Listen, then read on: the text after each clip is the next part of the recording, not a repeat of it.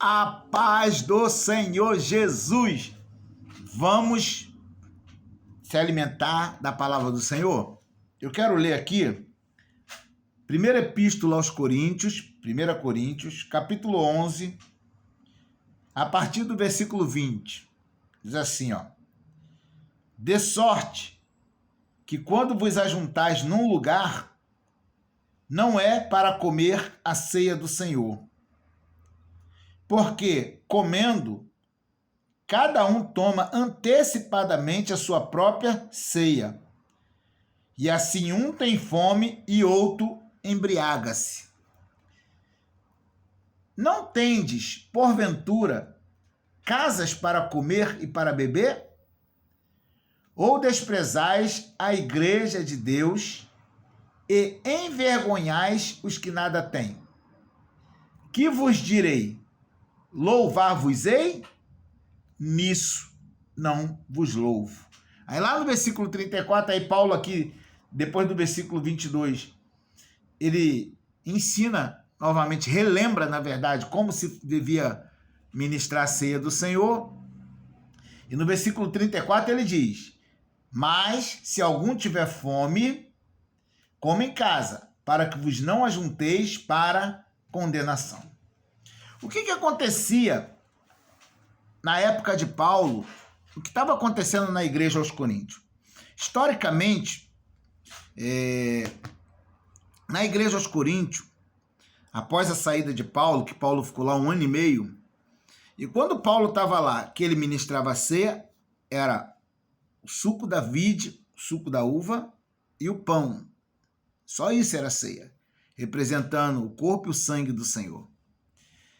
Mas com a partida de Paulo, eles começaram a introduzir no dia da ceia um banquete chamado Banquete do Amor.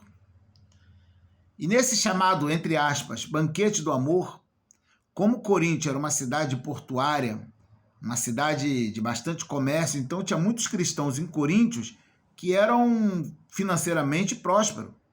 Mas também tinha irmãos em Coríntios que eram pobres. E o que estava acontecendo nesse chamado Banquete do Amor? Os que tinham muito se juntavam e faziam verdadeiros banquetes, comiam. Ali quando Paulo fala, uns têm fome e outros embriagam-se, essa palavra embriagar no grego, né, ela tem, a palavra que é usada no grego para embriagar, ela tem o sentido de bebida alcoólica mesmo, assim, beber demais, mas também o sentido de estar farto, ou seja, certamente Paulo não está falando ali de bebida alcoólica, porque no capítulo 6 de 1 Coríntios, versículo 10, Paulo fala que os beberrões não vão herdar o reino de Deus. Então, se eles estivessem ali bebendo o vinho fermentado, Paulo também teria protestado isso. Mas é como se Paulo estivesse dizendo, uns comem demais e outros têm fome. É isso que Paulo está dizendo. Então Paulo fala, vocês estão desprezando a igreja de Deus e envergonhando os que nada têm. Isso não é amor. Um banquete de nome Banquete do Amor, onde há acepção de pessoas, onde uns comem e outros não podem comer. Ou seja, Deus é terminantemente contra isto.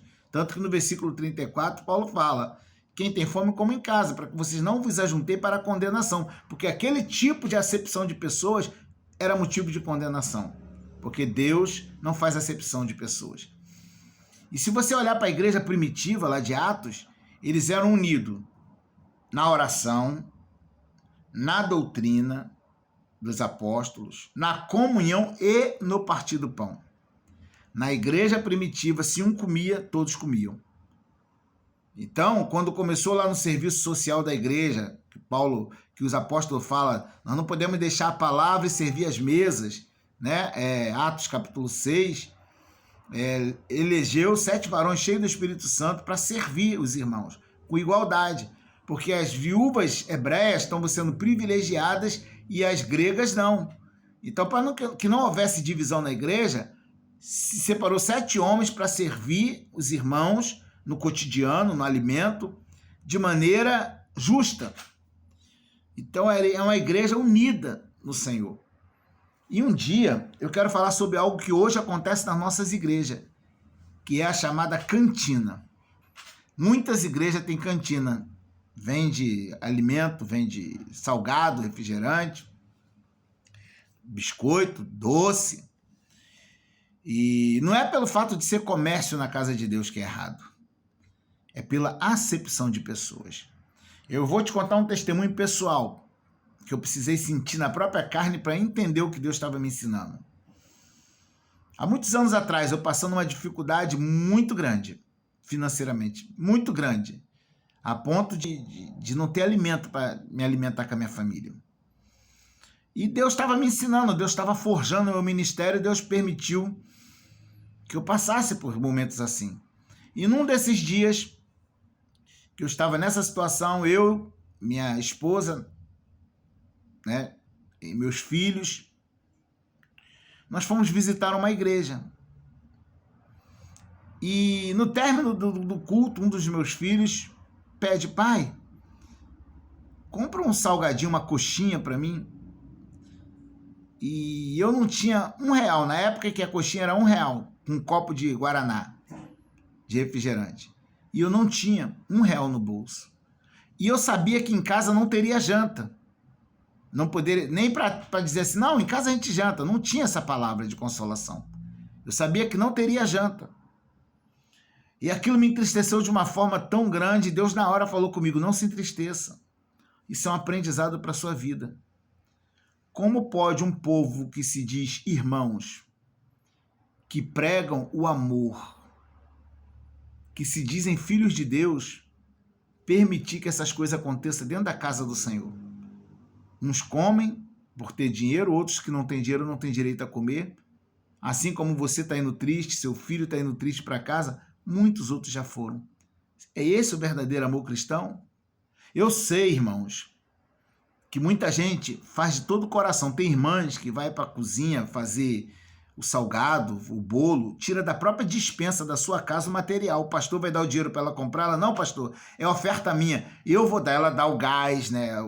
Que ela vai assar o bolo, os ingredientes ela tira da própria despensa. Ela faz ali com todo o amor. Deus está vendo essa sinceridade dessa irmã, esse amor. Mas a direção é que não está tendo visão, porque isso gera tristeza em muitas pessoas. E Deus está mais preocupado com a igreja, que são as pessoas, do que com o templo, que é as paredes onde a gente se reúne. Ah, mas é para a obra de Deus. Deus cuidará da sua obra. A gente tem que ter fé nisso. Porque quando Deus mandou Moisés pedir ao povo oferta para o tabernáculo, para a construção do tabernáculo, Deus não obrigou ninguém a dar. Moisés não obrigou ninguém a dar, mas Deus tocou de tal maneira no coração do povo que chegou um momento que Moisés precisou dizer: chega, não precisa mais, está até sobrando. Então Deus é o dono da obra. Deus sabe que a nossa congregação ali, o exemplo, paga aluguel. Deus sabe. Deus sabe que a gente tem que pagar luz, água. Senhor, se é da tua vontade que essa obra permaneça de pé, tu vai enviar a provisão. Agora, nós não podemos sacrificar a igreja do Senhor.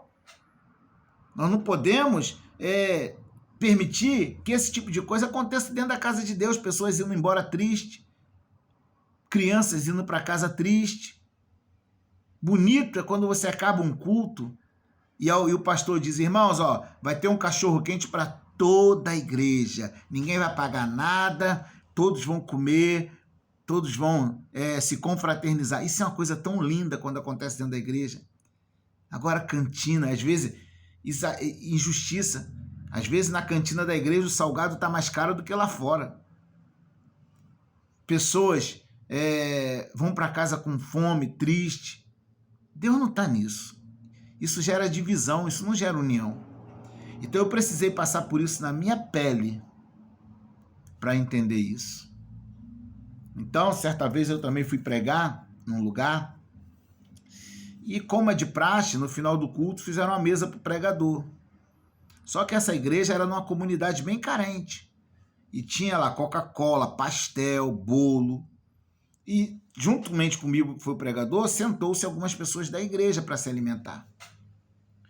Só que tinha umas crianças que estavam no culto, que ficaram do lado de fora da igreja, na pontinha do pé, olhando por cima da janela da igreja, que dava para frente para a rua, aquela mesa, aquelas criancinhas com o olhinho brilhando, mas não puderam sentar para comer. Era a primeira vez que eu tinha ido na igreja. Então aquilo cortou meu coração. Eu olhando para aquelas crianças e não poder convidar. E ali passou-se 3 meses e me chamaram para pregar de novo nessa igreja. Eu não falei nada no dia. E a amiga que me chamou, eu falei, eu vou sim, mas com uma condição. Qual, irmão? Primeiro, quando no primeiro convite me perguntaram quanto eu cobrava. Eu falei, não cobro nada para pregar. Se eu não tiver o dinheiro da passagem, só o dinheiro da passagem para mim ir e voltar já é o suficiente. Se eu tiver, quando eu tenho, até do meu bolso eu coloco. Né? E ali eu falei para a pessoa, né? Não cobrei nada. Aí fizeram essa mesa, né? Aí na segunda vez que ela me chamou, eu falei, só vou com uma condição. Qual? Não faça nada para comer. Eu sei que vocês querem tratar bem o pregador. Ou faça para a igreja toda que estiver no culto comer, mas se for fazer só para mim, não precisa fazer, porque da primeira vez que eu fui aí, as criancinhas que estavam no culto ficou do lado de fora na janela olhando, certamente com aquele desejo de participar da mesa e não puderam. Jesus não faz isso com a gente. Eu sei que vocês fizeram de boa intenção para me receber bem, mas as crianças, cortou meu coração ver aquelas crianças nessa situação. Não precisa fazer comida não, tá bom? Ah, então tá, irmão. A menos que todos possam comer. Se todos não puderem comer, não precisa fazer só por mim.